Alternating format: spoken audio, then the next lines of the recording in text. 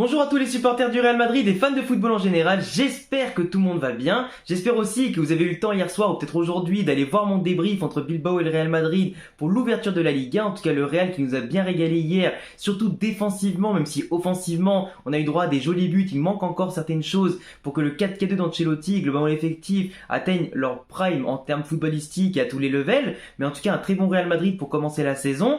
Je peux partir en vacances demain en Espagne, l'esprit léger. Là je suis en train de vous tourner une vidéo du coup chez mes parents et bien sûr au téléphone qui sera ma caméra pendant une semaine, le temps après que je rentre chez moi dans mon décor après la semaine en Espagne. Du coup on fait des vidéos avec les moyens du bord, mais même si je pars content avec l'esprit léger de la première victoire, tout ça, on part tous quand même aussi un petit peu triste, même très triste, avec la blessure de Eder Militao qui a souffert aujourd'hui des ligaments croisés. Enfin c'était hier soir, mais en gros aujourd'hui ils ont diagnostiqué les ligaments croisés. Donc Militao, tout comme Courtois, va rater la quasi-totalité de la saison. Notre défenseur central le plus jeune et le plus entre guillemets talentueux, qui a la plus grosse marge de progression aujourd'hui, qui va manquer la saison. Thibaut Courtois, le meilleur gardien du monde, qui rate la saison. Le Real Madrid commence déjà, en plus sans numéro 9, avec 3 handicaps total. La Kepa va être officialisé d'ici demain, je pense, parce que même le président du Bayern Munich avait dit que de base il voulait présenter Kepa pardon, ce dimanche ou ce lundi, mais il a choisi le Real Madrid. Donc si le président du Bayern l'a officialisé, c'est que ça va se faire en tout cas d'ici ce week-end ou lundi, quand tout le monde reviendra au bureau, etc. Donc Kepa pour combler Courtois. J'en ai fait une vidéo l'autre jour pour vous expliquer que pour moi, c'est un très bon gardien à son prime, quand il a de la confiance, quand il est régulier. Mais le problème, c'est que depuis qu'il a Chelsea, Kepa c'est très critiqué, c'est une personnalité un peu rebelle, c'est beaucoup de boulettes, c'est beaucoup de manque de confiance. Et le problème, c'est qu'un mec aussi irrégulier, tu peux pas dire au Real Madrid qu'il va la retrouver comme ça. Même si au Real Madrid, c'est quand même plus solide que Chelsea, à voir dans quel contexte mental et physique aussi il va arriver, s'il va savoir en tout cas absorber cette pression de remplacer Courtois, le meilleur gardien du monde, et voir si en Espagne, dans son pays du coup, il pourra aider le Real Madrid un maximum pour récupérer tous les trophées qu'on pourra éventuellement jouer cette année, ou au moins au niveau national. Donc Kepa, suivant la pression qu'il aura, déjà il n'en aura pas en termes de transfert, en termes de prix, parce qu'il va venir en prêt. Donc à la limite le salaire, voilà, il sera payé entre Chelsea et le Real Madrid. Mais Kepa en tout cas, je pense que c'est quand même une recrue qui peut être intéressante, même s'il y avait mieux, il y avait peut-être pas mieux sur le marché, etc. On fera avec. Mais pour Militao les gars, le problème, c'est que tu as envoyé Vallejo en prêt à Grenade l'autre jour.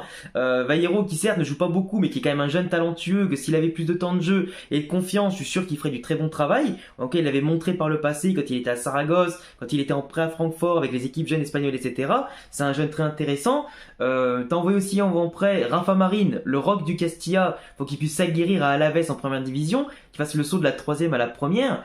Sauf que là, les deux solutions de rechange, sans dépenser un rond, et en plus de la maison que tu avais sous la main, tu les as envoyés en prêt. Donc à moins que le Real Madrid a une clause spécifique où il peut péter le prêt cet été pour les faire revenir, mais normalement c'est interdit, je pense qu'il peut pas revenir avant cet hiver, au minimum, je dis bien. Ça dépend après comment le Real pourra compenser le fait que le prêt s'arrête au bout de 4 mois et pas au bout de 1 an, tu vois. Mais globalement c'est foutu. Parce que tu peux pas faire une saison entière avec que Nacho, Rudiger et du coup Alaba. C'est pas possible. Si t'en as un autre qui se blesse, si t'as un autre qui est suspendu, c'est compliqué. Et s'il y en a un qui se blesse en cours de match, tout ça, c'est pas avec 3 défenses centraux que tu tournes. Il en faut au moins 4. Il faut toujours une doublure à un titulaire. Donc t'as 2 titulaires, il faut 2 doublures. C'est logique. Mais globalement, Militao aujourd'hui, il se blesse contre toute attente. Tu perds un mec qui est très bon sur les coups de pied arrêtés avec sa tête. Tu perds un mec qui a quand même la grinta. Même s'il était très critiqué par moi-même et par beaucoup depuis la moitié de saison dernière, forcément un jour il allait retrouver son niveau physique, son niveau athlétique, son niveau footballistique tout court. Même si des fois il a des sautes de concentration, qu'il fait des erreurs bêtes au niveau des passes, des relances, des interventions, tout ça et dans le placement. Mais on sait que Militao, on sait de quoi il est capable. Si tu le cadres un peu et qu'il revient, voilà, c'est quand même un des meilleurs défenseurs du monde quand il est concentré. Y a pas photo, tu vois. Il est encore jeune, tout ça. Les croisés, ça lui met un gros frein quand même à sa carrière et sa progression. Donc on espère qu'il pourra revenir dans les meilleures conditions l'année prochaine.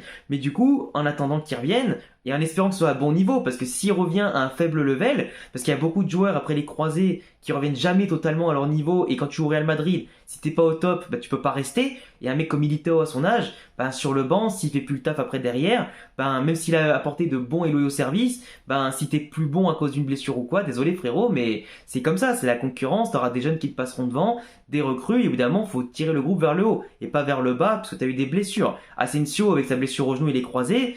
bah Asensio, ça devait être une star, et bah au final, c'est devenu une sous-star. Enfin, t'as compris ce que je veux dire ou pas? Donc Militao, le problème c'est que aujourd'hui, bah, sur le marché, le Real Madrid de base a un grand budget pour le mercato. T'as quand même ramené Jafran Garcia, Brahim Diaz, t'as ramené Rossellou, t'as ramené Bellingham surtout qui a coûté cher. Après les salaires, t'en as beaucoup qui sont partis comme Hazard, etc. Donc ça a libéré de la masse salariale qui a été utilisée pour ceux qui sont arrivés. Mais globalement, il y a encore beaucoup d'argent dans les caisses. Mais après, dans le budget de base, le Real Madrid ne visait même plus un numéro 9, on savait même pas avec Mbappé, etc. En tout cas, j'en parlerai dans une autre vidéo du cas Mbappé, parce que là je suis un peu saoulé. Mais du coup, Militao, qui sera peut-être pas remplacé du tout, et sur le marché, à part Aymeric Laporte, qui a plus qu'un an de contrat, je crois, avec City, qui est quand même un bon défenseur français-espagnol, qui joue en sélection, qui a de l'expérience, même s'il a fait des boulettes et qu'il a petit à petit perdu sa place avec City de Guardiola, globalement, il est quand même très bon, tu vois, dans les interventions, dans le talent, il a ce qu'il faut, Laporte, il connaît la Liga, il s'adapterait bien au vestiaire, tout ça. En plus, ça ferait un international de plus espagnol pour le Real Madrid. Et en plus, s'il vient, il serait sûrement titulaire avec Alaba, même si Rudiger, pour l'instant, il mérite des titulaires largement. Hein. Mais globalement, bah, pour ce qu'il peut apporter Laporte, il est encore jeune, tout ça, ça peut être intéressant. Mais globalement, à part Laporte, bah, Pau Torres, que je voulais signer depuis longtemps, il est parti à Aston Villa cet été. Donc ça te réduit encore les possibilités. À part ramener peut-être Sergio Ramos, mais Sergio Ramos, tu vois, il est quand même un peu vieux. Il était pas en bon terme avec Pérez quand il est parti. Donc le faire revenir, même s'il a encore le niveau physique et athlétique pour jouer au Real Madrid, ben il a perdu quand même de la vitesse, il a perdu quand même certains trucs qui fait qu'il peut pas non plus répondre à toutes les demandes du Real à tous les levels, tu vois. Donc Ramos, s'il vient, ce serait idéal parce que à son âge, tu lui proposes que un an, le temps que Militao revienne, bah bien sûr qu'il accepterait. En plus, avec un salaire à la baisse par rapport à avant, bien sûr qu'il reviendrait, bien sûr. Mais après, footballistiquement, faut pas que ce soit une saison de trop, une saison où il ne soit pas à la hauteur des espérances pour la Ligue des Champions. Autant la Liga, la Copa del Rey, Ramos, il ferait du bon service, mais pour la Ligue des Champions, je pense qu'aujourd'hui, c'est un peu juste maintenant, tu vois. Sans faire un jour au joueur, bien entendu, mais depuis qu'il était au PSG, avec les longues blessures qu'il a eues, ben on voit quand même les limites de Sergio Ramos. Même en Ligue 1, des fois, c'était un peu limite, même s'il a pris le dessus au bout d'un moment, qu'il était chaud à tous les matchs, mais c'est compliqué. Moi, franchement, je vous le dis, là maintenant, de tête, j'ai aucun défenseur central, à part Laporte, qui me vient en tête. Parce qu'en Espagne, ben, les profils intéressants sont soit partis à l'étranger, soit ben, on signe dans leur club ou ont prolongé depuis je sais pas combien. Le Real, bah, même s'ils peuvent trouver un mec à long terme, parce qu'on sait jamais, si des fois Rudiger ou Alaba l'année prochaine bah, veulent partir en Arabie Saoudite pour je ne sais combien, c'est possible. Hein. On parlait de rumeurs comme ça cet été, ça s'est pas fait, mais peut-être que l'année prochaine, ce sera le cas, tu vois. Peut-être qu'il y en a, ils voudront changer d'air au bout d'un moment, mais si au Real Madrid t'es bien et que t'as envie d'y rester le plus longtemps possible, bah peut-être qu'il y a des offres qui se refusent pas non plus. Et au bout d'un moment, le Real, il voudra forcément avoir des jeunes défenses centraux. Parce qu'il y a le problème de Militao aussi qui se blesse, c'est qu'il faisait partie des piliers de l'avenir et que globalement, tu n'avais plus qu'à en recruter un autre jeune ou faire monter un jeune du Castilla pour former une paire qui aurait été là pendant encore 5 ou 10 ans. Là, si Militao se blesse et perd totalement son niveau, bah, le Real Madrid n'aura pas la patience d'attendre qu'il revienne dans 2-3 ans. Il faudra forcément penser à mettre d'autres mecs, et les autres mecs qui seront meilleurs que lui, etc. Et ils resteront plus longtemps. Et Militao sera obligé de partir. Donc aujourd'hui, ça change tous les plans du Real Madrid au niveau défensif à court terme, parce que de base, il n'y avait pas de problème, à part potentiellement chercher un arrière droit pour remplacer Carvajal et Vasquez, ou les concurrencer l'année prochaine, avec Hakimi, Reece James, qui vous voulez. Et là aujourd'hui, maintenant, à moins que tu trouves un défenseur polyvalent, je vois pas qui c'est qui va aider de temps en temps en défense centrale. À part Nacho pour l'instant. Et franchement, je sais pas, parce que t'as pas d'autre choix et t'as pas 15 choix non plus. Carvajal, à un moment donné, il avait dépanné dans l'axe, mais Carvajal, il pourra pas dépanner dans l'axe plus d'une fois ou deux, tu vois. C'est vraiment exceptionnel et pas contre n'importe qui. Et Carvajal, il est à droite, et s'il est pas à droite, bah, tu mets Nacho ou tu mets Vasquez, et du coup, ça change le problème de qui tu dépannes à chaque fois, tu vois.